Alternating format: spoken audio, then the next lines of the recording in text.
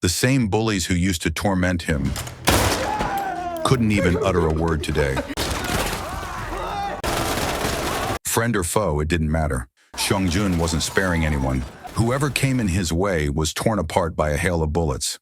South Korea, a country where even mentioning the word gun is treated like a crime. And yet one man started handing out firearms to ordinary people for free. What followed was pure carnage. One day, a pregnant woman was forced to stand on a train, even though there was a seat reserved for women like her. But that seat was taken by a man. Jong Tae, a kind-hearted student who believed in rules, politely asked the man to give up the seat, but the man snapped at him. Stuff like this happened to Jong Tae all the time. When he finally made it to school, late again, the teacher screamed at him. The very next moment, Jong Tae pulled an M16 out of his bag and shot the teacher. Then he unleashed a storm of bullets on the entire class. Nobody survived his wrath. What could have pushed Jong Tae to this breaking point? For 10 years straight, he had been failing his exams.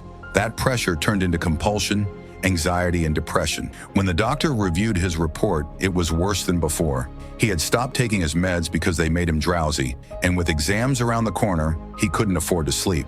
But skipping those pills was just as dangerous. Meanwhile, a landlady was fed up with her tenant. Not only had he skipped rent for 2 months, he trashed the room as well. When she finally walked in, she found his dead body and screamed. The police assumed it was suicide until a few bullets fell out of his pocket. Detective Seo, in all his years of service, had never seen rounds this massive. He immediately informed Detective Lee Do, a former military sniper with the expertise to handle cases like this. The room had already been searched. The man was unemployed, but when he noticed a broken section in the ceiling, his suspicions grew. Hidden inside was a stash of ammunition. Meanwhile, Jong Tae returned home after school. A package had arrived for him, and the owner mocked, "So you have money to order stuff, but not enough to pay rent?" People lived crammed in tiny 6x8 rooms here, barely making ends meet. Jong Tae was one of them. The guy in the next room often brought his girlfriend over at night, raising hell while their screams kept Jong Tae from studying. Bringing outsiders into the building was strictly forbidden, so he complained to the owner. And if that wasn't enough, the other guys were jerks too. They'd steal his food from the shared fridge. Yet again, the owner ignored him. When Jong Tae came back, he found a man smoking in the hallway, even though smoking was strictly banned inside the hostel. He politely tried to explain, but the man beat him up instead. Fuming with rage, Jong Tae stormed into his room, grabbed his gun, and was about to take the guy out. But after a fierce battle with himself, he somehow calmed down. The next morning, a female water purifier technician went to a client's house for maintenance. She knocked on the door, but no one answered. She read the name on the package lying outside. It was the house of Per Kyung-ja. Just then, her son Jeon opened the door, saying his mom was out shopping. Even though Jeon was alone, she walked in to service the purifier. Throughout, John's dirty gaze followed her. Women can sense these things. Her fear spiked when she noticed an ankle monitor strapped to his leg. Those devices are only worn by high-risk sex offenders released on parole, allowing authorities to track their location. She rushed to finish her work, desperate to leave, but John blocked her way. Luckily, Detective Lee arrived right at that moment to check on John's ankle monitor, or things could have turned deadly. The device wasn't functioning properly, so Lee's partner started fixing it. But even in their presence, John didn't hold back from misbehaving. He went as far as trying to kill. Imagine this, a man who doesn't even fear the police. Now picture him finding a gun in a package left at his doorstep. Just think about the level of chaos he's about to unleash. That evening, Jong Tae was having dinner at a restaurant while studying. This year, he had to pass no matter what. But a few guys were drinking and yelling, even though a sign clearly said, "No alcohol, no smoking, no loud talking." Rules. Nobody cared. Later, when Jong Tae tried to focus on his studies, his neighbors started making a racket again. Their screams only made things worse. Fed up, Jong Tae warned them, "Do whatever you want, just keep it down." But they didn't listen. Then came the moment no one could have imagined. Jong Tae unleashed a storm of bullets on the couple. Somehow the girl survived and called the police. Jong Tae snatched her phone, reported the incident himself, and even gave them his hostel address. After that, he went after everyone who had wronged him, gunning them down one by one. Meanwhile, police headquarters sent an alert to every unit near the hostel. Lee was already in the area, so he headed straight to the scene. By then, Jong Tae had slaughtered many and vowed that no one in that building would make it out alive. He even killed the owner, because if the man had just listened to his complaints, this massacre would have never happened. Elsewhere, another shooting rocked the city. A madman wiped out an entire family, leaving only a child alive. Detective Joe took the boy to the station and recorded his statement. By chance, the killer was locked up in the same prison. The moment the boy saw him, rage boiled inside. He grabbed Joe's gun and aimed it at the monster, but somehow stopped himself from pulling the trigger. This series shows one thing: every person has a trigger. If they can control it, they can do anything in life. Joe raised that boy, and as he grew up, he joined the military and became an elite sniper, one who took down 99 enemies with deadly precision. Eventually, he retired his rifle and left the army to join the police force. That man is now known as Detective Lee. By the time Lee arrived at the hostel, another unit was already there. Jong Tai rained bullets on them too, but somehow they narrowly escaped death. Now Jong Tai stormed from room to room, slaughtering everyone in his path while screaming, "None of you deserve to live." That's when Detective Lee arrived. Under his command, officers rushed to evacuate whoever was still alive inside the hostel. Meanwhile, Lee faced Jong Tai head-on. He deliberately let him waste his ammo, waiting for the perfect moment to strike, and when it came, he took him down. Searching Jong Tai's room, cops discovered multiple guns hidden under his bed. Forensics confirmed the same bullets had been used as in the so-called suicide case earlier. The two incidents were connected, but the biggest question remained: who was flooding Korea with these weapons? During interrogation, Jong Tae confessed that some unknown man had shipped the guns to him by courier. No sender, no company details, nothing. Elsewhere, gangster Seok-ho was being brutally beaten by businessman Kim. Seok-ho wanted Kim's hotel, and when Kim refused to give in, they forcefully took it. Yong-gu, Seok-ho's most trusted man, played a key role in this scheme. Pleased with his loyalty, Seok-ho decided Yong-gu would now take over that territory. Yong-gu's crew then thrashed Kim again and handed him over to Gyeong-man, ordering him to finish the job. Gyeong-man stuffed Kim into a sack and dragged him to an abandoned spot to bury him alive. Desperate to survive, Kim begged for his life, revealing that Seok-ho planned to give his business to Yong-gu, even though he had promised it to Gyeong-man. Suspicious but thinking Kim might be lying, Gyeong-man hesitated. Kim then offered a dangerous deal.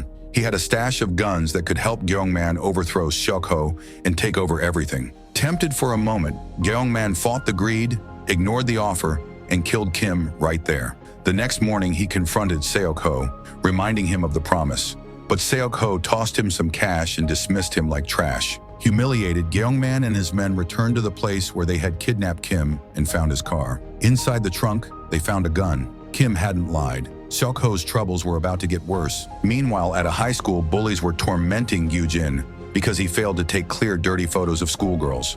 His friend Seong-jun came running, out of breath, because the gang had forced him to fetch cigarettes, or else Yoo-jin would keep getting beaten. The mastermind behind all this filth was Myol. He sold obscene pictures online to buy a bike and made Yoo-jin fake social media accounts. Both boys were fed up with his abuse. When the photos didn't work out, Myol demanded Yoo-jin steal his mother's ID card to get a black market loan.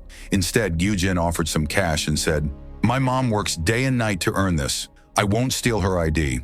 Furious, Myol beat him savagely and threatened, "You better bring me that ID or I'll kill you." Elsewhere, John opened a package at his doorstep. Inside was a gun. A sinister gleam lit up his eyes.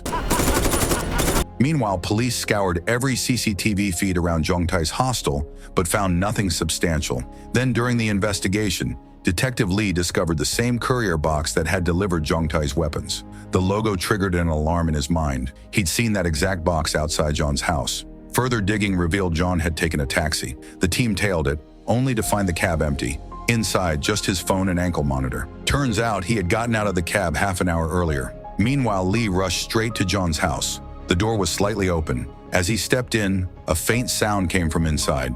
Moving fast, Lee stormed through the entrance and tackled the man lurking there, flipping him over and pinning him down with ease. Under interrogation, the stranger identified himself as Moon Baek. He claimed he was only there to collect his package. As for the guns, they were smuggled into Korea by a powerful black market arms syndicate known as the International Rifle Union, IRU. Their first distributor was Kim, but days after the deal, Seok-ho had him eliminated and seized control of the operation. Despite Lee's relentless search, no solid evidence surfaced inside John's house. That's when Moon revealed he had found a box filled with different types of bullets with names and numbers written on it.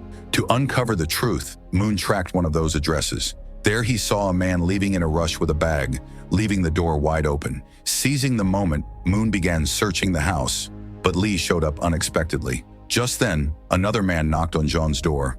Without hesitation, Moon ambushed him. After a brief struggle, they caught the man, thanks to Moon's quick thinking. But John was still out there, his location being tracked through surveillance cameras. The problem? Lee didn't have a car to pursue him.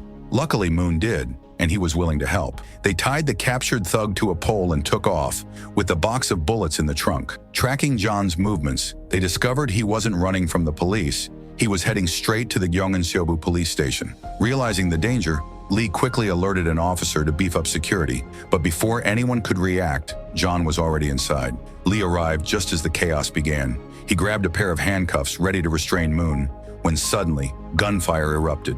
John had 2 probation officers at gunpoint, the same ones who called him daily to check his location. Today he was going to teach them a lesson. In a split second, he opened fire, spraying bullets like a madman. For John, this was nothing new. He was ex-military. The cops stood no chance. Their revolvers were useless against his automatic assault rifle. The only automatic weapons they had were the ones seized from Jong-tae, locked away in the evidence room. The ammo they needed? In Moon's car. But they were trapped inside under heavy fire. Outside, John was showing them what real fear looked like. One wrong move, and they were dead. Still, Detective Lee risked it all. Dodging a storm of bullets, he sprinted to the evidence room. His move gave the other officers a chance to evacuate, except for one. That brave soul, already wounded, stayed back to distract John. He put his life on the line, giving another officer a clear shot, but the shot missed, grazing John's face. Enraged, John rose to finish them off. Right then, Lee burst into the room. Without wasting a second, he fired. The bullet dropped John where he stood. If Lee hadn't pulled that trigger, many officers would have died. But the nightmare wasn't over. Hidden somewhere, an unknown reporter had filmed the entire event, capturing every moment. The footage went viral within minutes. The headlines twisted the truth, claiming a cop had executed a criminal in cold blood. The case backfired. Lee was placed under investigation and suspended for 3 months. As for the thug tied to the pole, he vanished before the police arrived. An officer spotted him fleeing and immediately recognized his face. He worked for Seok-ho. Moonbaek's record came back clean, so the cops confiscated the bullets and let him walk. Meanwhile, Song-jun had reached his breaking point. The abuse had gone too far. This time, they forced him to beat up his own friend. With no way out, he attacked Yoo-jin and warned him to bring his mother's ID the next day. Around the same time, a shocking twist surfaced. Businessman Kim was alive. Turns out, Gyeongman had trusted his words and brought him into his fold. When 10 trucks loaded with guns were smuggled into Korea, Kim was given half a truck to distribute. The IRU had provided a list of people who were supposed to receive those weapons, and by luck, that list was still in Kim's pocket. But before he could deliver the guns, Seok-ho had seized his hotel. Hopefully, Seok-ho still didn't know about the stash, because those guns were packed and hidden inside the hotel's storeroom. Kim and Gyeongman wanted revenge on Seok-ho, but they couldn't risk their men retrieving the weapons. Then Kim checked the list and discovered something terrifying. The first name on it had already massacred 20 people. That meant the rest on the list likely had their guns too.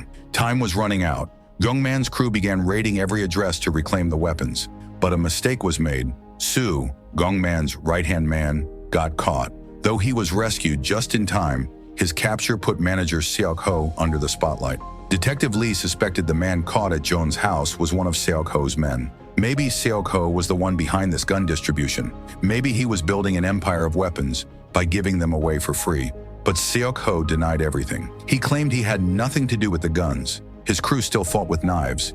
And in Korea, having a gun was already a big deal. He even refused to acknowledge Soo. Still, Detective Lee leaned on him, warning, "If you're involved in this, you won't walk away this time." The pressure was mounting on Seok-ho. He was being dragged into a mess over a man he swore he didn't even know. Then one of his guys recognized Soo. It was Gyeongman's man. Furious, Seok-ho called Gyeongman and chewed him out. But when Gyeongman saw Soo's photo, he denied knowing him. That denial lit a spark of suspicion in Seok-ho's mind. Something was going on behind his back, and Gyeongman was playing a dangerous game.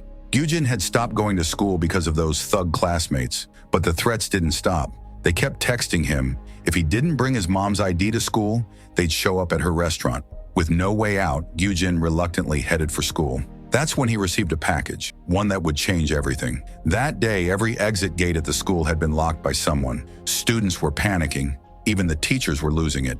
Meanwhile, a group of bullies were mercilessly beating Seongjun just because he had disappeared from their sight for 20 minutes. "Where were you?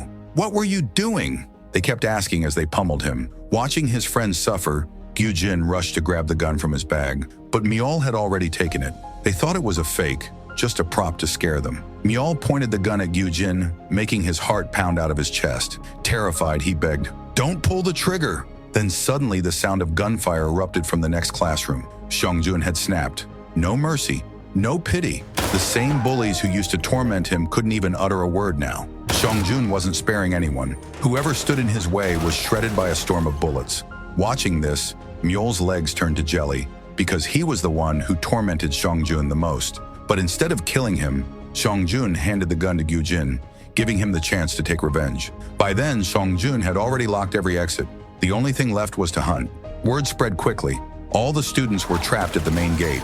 Seongjun appeared from behind, unloading an entire magazine into the crowd. By now, the chaos had reached the cops. Detective Lee and Moon Baek arrived on the scene, but the situation was out of control. They smashed through a glass door, rescuing a few kids. Lee sprinted inside while Moon spotted a student with a revolver and decided to ignore it. For now, there was a bigger secret behind this madness. Many students were still trapped, and Seongjun was hunting them down one by one. The kids ran to the library to hide, but Seongjun found them there too. Now he only wanted 3 people, Myeol and his 2 friends. His condition was clear. If those 3 showed themselves, the others would live. Then a teacher appeared trying to calm the situation, but Seongjun turned his fury on them as well. He had complained to them hundreds of times and they never listened. They were just as responsible for ruining his life. No mercy for the teachers, they would fall with the students. Today, Motu was at his full potential. In the chaos, a student whispered the location of one of Myeol's friends. Motu grabbed a shotgun and stormed in. The boys hiding behind the shelves froze in fear. Seongjun tracked down Myeol and blasted 3-4 shots at him. Somehow Myeol survived and ran, but escaping was no longer an option. At that moment, Lee and Moon arrived. Lee lunged forward, tackling Seongjun to the ground. But the game wasn't over. Now Myeol was in Gyujin's crosshairs. Lee's position was exposed. If he made one wrong move, Gyujin would pull the trigger. What happens next? Find out in the next part, because the next chapter is going to be even more explosive.